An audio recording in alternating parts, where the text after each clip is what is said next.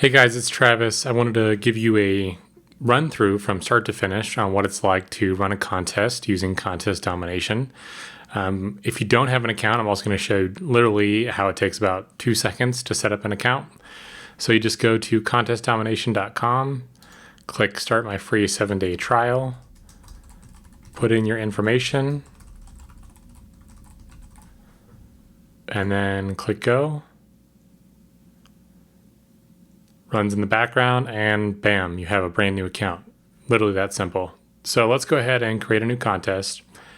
And what you're going to see is that the first time you run a contest, we use it like a wizard. So you have to fill out each step before you can then save and continue to the next step. So for this, we're just going to use the default contest template. Then you have an opportunity to give the contest some of your media. So for this contest, we suggest that logos, for this template, we suggest that logos are no taller than 45 pixels tall. So let's go ahead and pick an image I have here, which happens to be 42 pixels tall. It uploads that and selects it. We can pick any background we'd like. I think this one's kind of pretty, so we'll pick that one. Let's go ahead and save that. And I'd also like to upload a featured image, which is the graphic that sits below the page, and we give some different sizes for that. So let's go ahead and use this one from one of our customers. It's given us permission.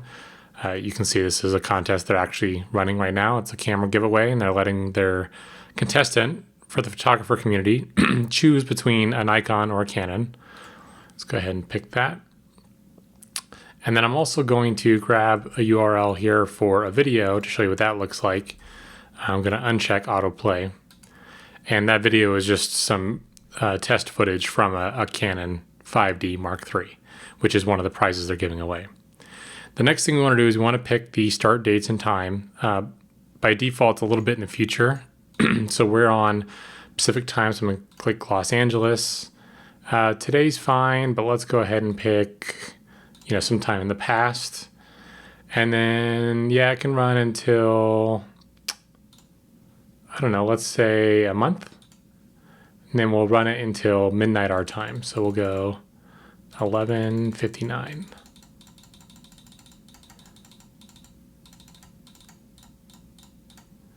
Okay, so that's how that works. And then we have the point system, which you are allowed to edit. This is the number of points that somebody gets for actually entering the contest themselves. Then we have the points for referral. This is how many points that somebody gets when they can get one of their friends to enter through one of their unique links.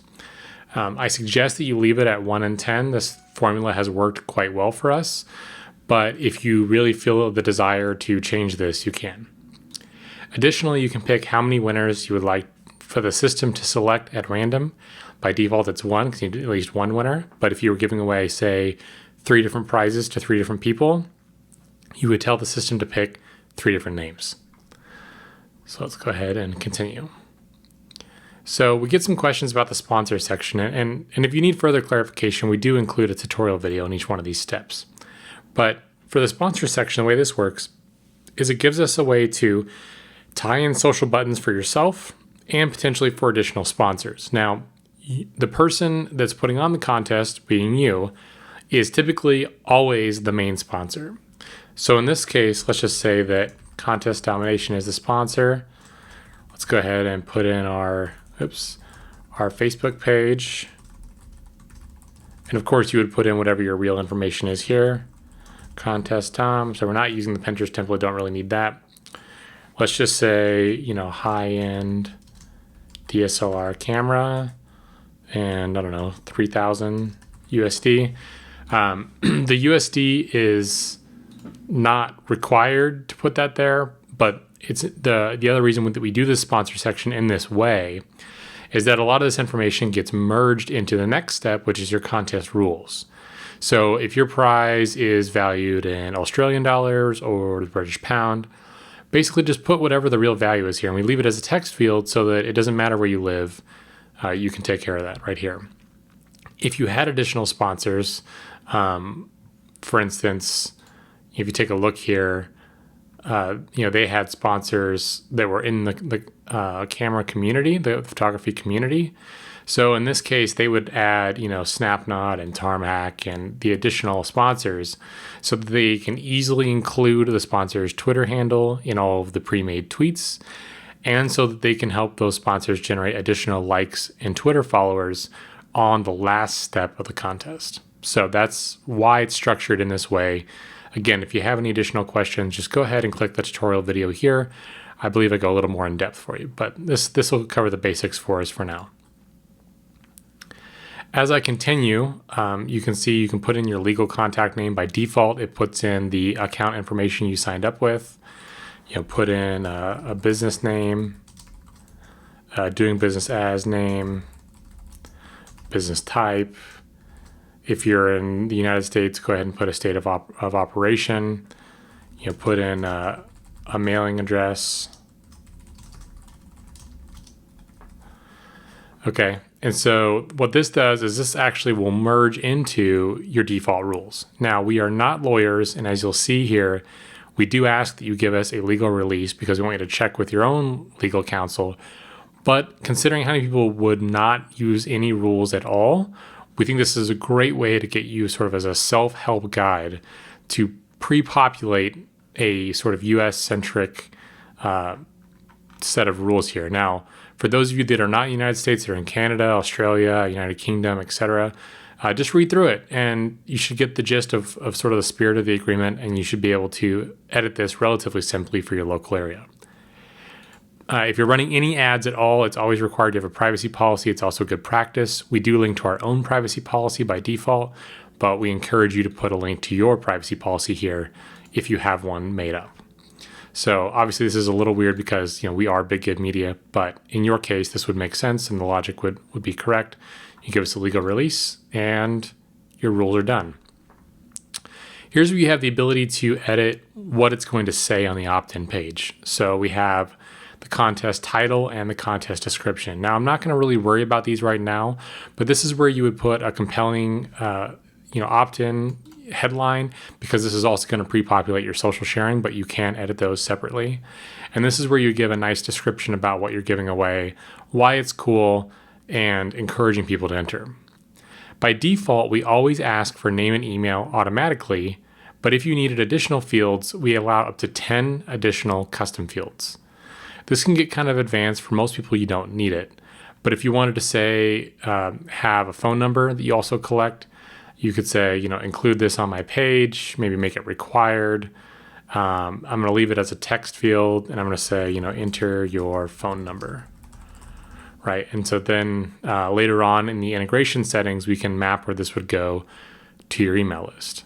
I can leave this on here for now. That's fine. I'll just collect the information. If you wanted to do a drop down, we have examples on how to do that. If you wanted to do some additional tracking, you can actually do this as a hidden field, so it doesn't display for your customers or prospects. And instead, you can actually pass the token downfield. So if you were doing some advanced stuff and you wanted to see what leads, including referral leads, came from a particular lead source, you could add that to the end of the variable, and I can show you how to do that later. But for now, I'm actually just going to leave this off, but you see how this works. If you wanted to add custom CSS to your page, you could just paste in your custom CSS. For those of you that are on our business plans, you have the ability to put in retargeting code and things of that nature here. If you want to run this for a market that does not have English as their primary language, and you want to edit all the other little things on the page that aren't the headline or description, you can just go to this translations tab, and we show you all the little fields that we have that are on the page by default, and we give you an opportunity to translate those yourself and paste in the translation here so the page is fully translated into another language.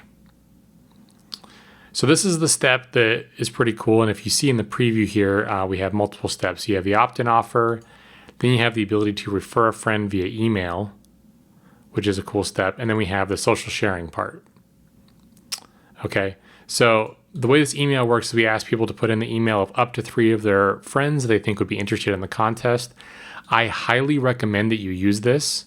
It is an extremely powerful aspect of our tool that nobody else does correctly, and it's responsible for about a third of all referrals across our platform, so it's huge. This is also the one email that you want to make sure that you edit a little bit, and the language of this is written as if a friend was sending another friend a quick email about something that they found. So it's not designed to be fancy. It's not designed to look like a big marketing letter.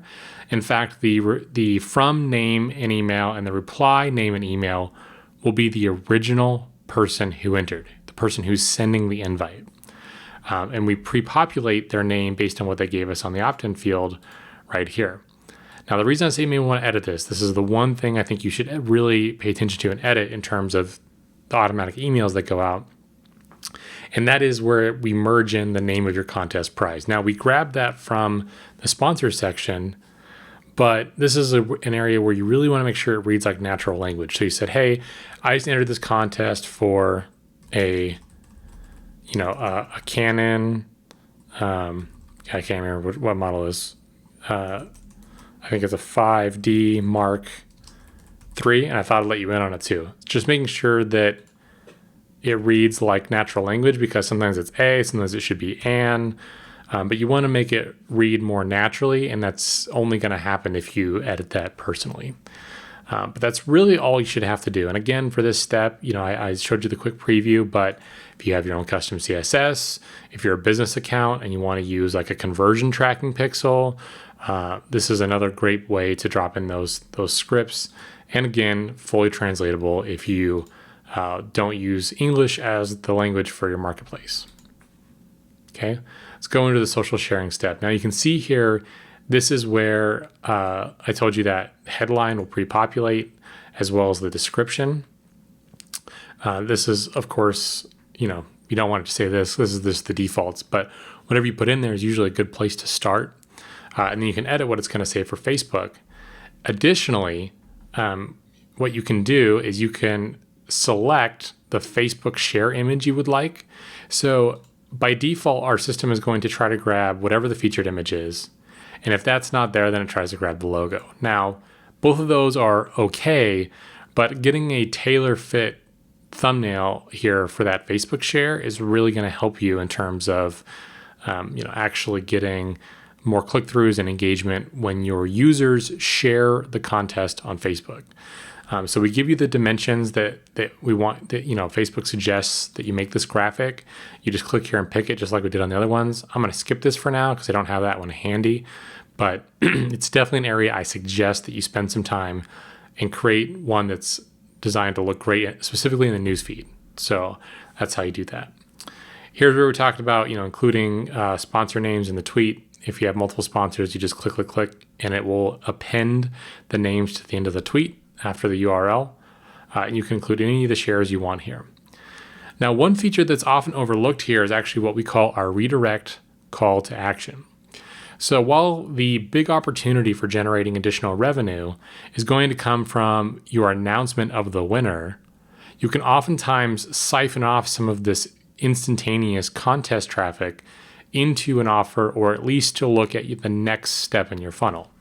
So what you could do here is you can put any URL you would like, and then you can say whatever you want the button to say. So just because I'm going to keep this simple, I'm just going to say we wanted to send someone to Google, right? Of course, you wouldn't do this. You'd send them to maybe a blog post that has a link to a tripwire in it, or something of that nature that's highly related to what you're doing. But it gives you an opportunity to send that traffic immediately to a new piece of content, a new URL, anywhere you want, or a special offer. And you can leave it as continue so that it feels like a next step that they have to complete in the contest. Or you can say, check out the Canon 5D Mark III. You could do something like this, right? And then what happens is, if I save and preview this, what happens is if you go to the social share page now, as you roll down here, you see we have the different social shares. They have a URL they can grab. We have a list of the sponsors, but then we also have this button we just created so that we can send that traffic right off into whatever funnel we want to do right now. And if you don't really care about generating more likes or more Twitter followers, and you're just solely focused on lead generation and sending someone to an offer, which is not a bad strategy, you can go in here to the redirect CTA and actually click this and hide the sponsor section so that when someone comes on this page, immediately after the last link, they have a nice tightened up area where it's just that redirect call to action right there, really, really streamlined. So it's up to you on how you want to do that, but it's definitely there for your convenience. You do not have to use it. If you want to go away, just do not fill in a URL for the button and the button won't show up. So we think that's pretty cool. It's produced a lot of extra business for us, and we've seen some cool things that our customers have done with that as well. So hopefully that all makes sense. All right, let's keep going. So I haven't integrated with one of my lists, and there's a variety of different ways to do it. We always integrate via API. So if I really wanted to add one, I could click here. Then I would select either Aweber or Infusionsoft, Constant Contact. We have a whole bunch of people that we integrate with. But this gives you an opportunity to connect. And if you are connected, you can then pick one of the lists that's already in your account. So if it's like an Aweber account, you can just pick one of your Aweber lists. If you're using somebody like Infusionsoft, like we do oftentimes for our own funnels, you can then select one or more tags to be applied. And the way that this works is we then send the lead off to your email provider. If it's someone like Aweber who requires a double opt-in, they'll get a confirmation request before they receive additional marketing materials from you. If it's somebody like Infusionsoft, it's instant. What we do is we add the lead, we check to see if it's a duplicate, and then we apply the tag. So if you're going to start your campaign on Infusionsoft, you would just start the campaign when a tag is applied. So I hope that makes sense. Additionally, if you're using Call Loop, you can drop in your Call Loop integration URL here. If you're a business account and you want this lead to also be automatically registered for an upcoming webinar you have with GoToWebinar, you can do that here as well. So pretty cool, but for now, we're just going to leave it plain and simple as an export only. You can always export your data from Contest Domination with just a few clicks. Now, if I had selected one of those custom fields on the opt-in offer, such as phone number, and I had integrated with an email list provider, this would give me an opportunity to make sure that the extra data collected beyond the name and email is being stored in the right field on your email list provider. Now, you may have to go create those fields, like on MailChimp or Aweber, etc., if they don't already exist. So if you haven't been collecting phone numbers before, you may need to go into your list provider and add a field for phone numbers so that our system has a place to put that information. Otherwise, you can run into some errors. So if you have any questions about that, just email support@contestdomination.com, and we'd be happy to put you in the right direction. But if you're just doing name and email, there's no extra steps you have to do for right here. Again, if you're a business account, there's a couple extra cool features, including the ability to use your own domain. So by default, we use a domain called contest.io. It's obviously got contest in the name. It's nice and short. It's had millions of opt-ins over this domain. But if you are a business client or you have clients of your own and you wanted to, really brand that experience for that particular business, then there's some instructions here on how to set this up so that it could be, contest.mydomain.com or win.mydomain.com for all of the URLs. So it could be a branding opportunity if that's important to you and your business. But again, this is only for business level accounts. So here's the confirmation step, and this gets people tripped up sometimes.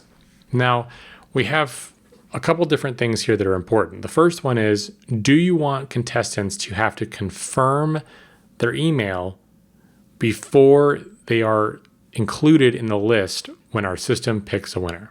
That's what that means.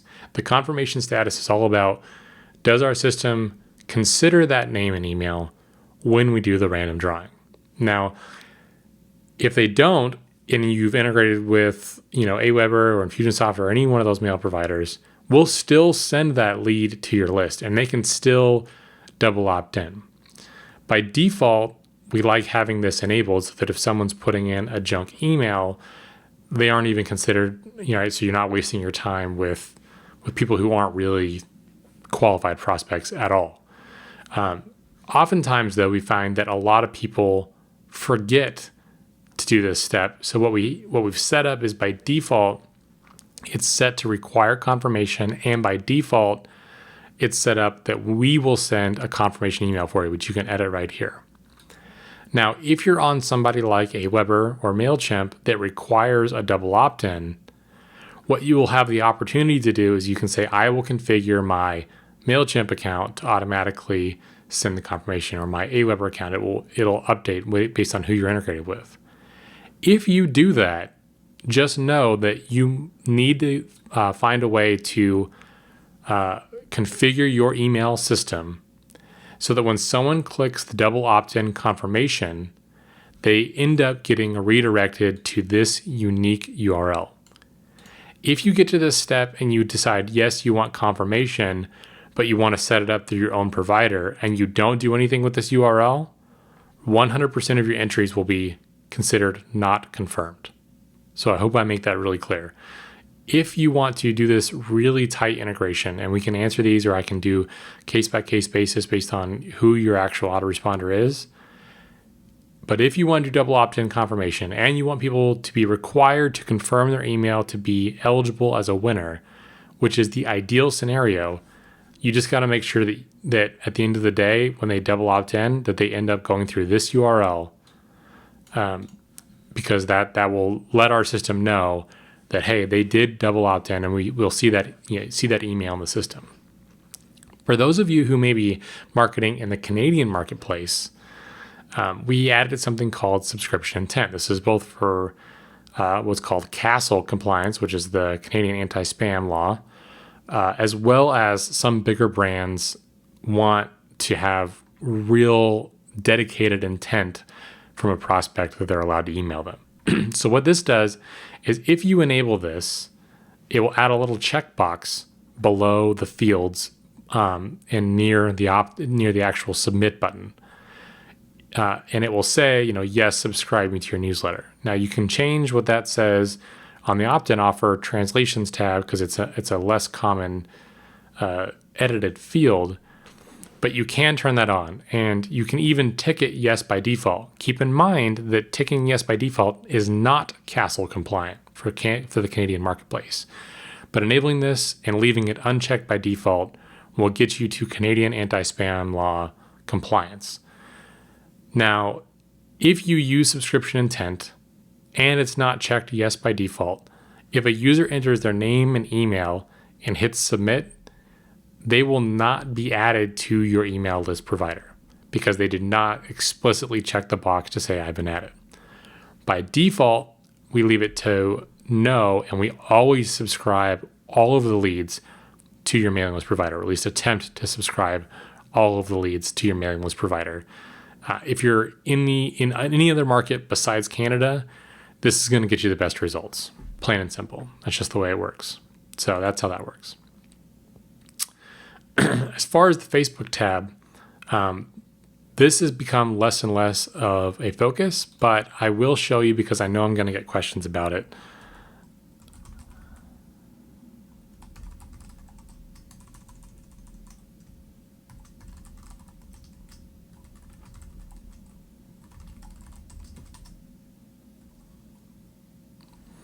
Okay, so I logged into Facebook and we're now connected. And while it connected to my personal account, what you'll see is that it gives me the opportunity here to then connect this contest with any specific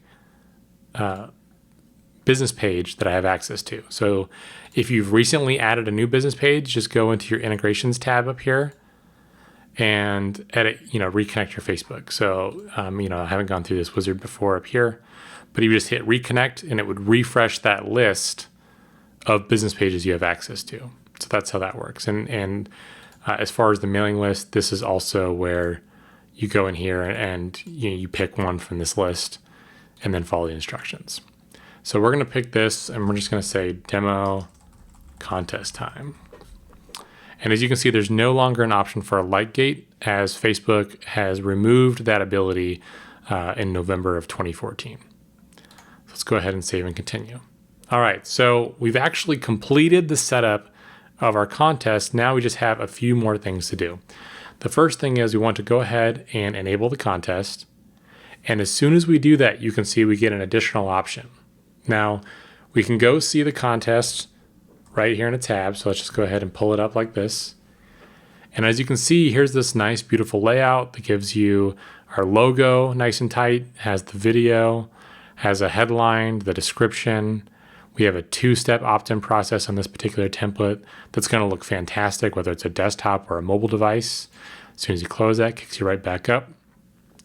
You have the nice featured image here, and we display the countdown so that way people don't have to worry about figuring out, well, does this end on Tuesday in my time, in my zone, my country, and what time in my time zone? There's none of that conversion needed because the system knows you picked it's going to end at a specific time in your specific time zone so that you're on the right page, and then your prospects will know exactly when this ends as well.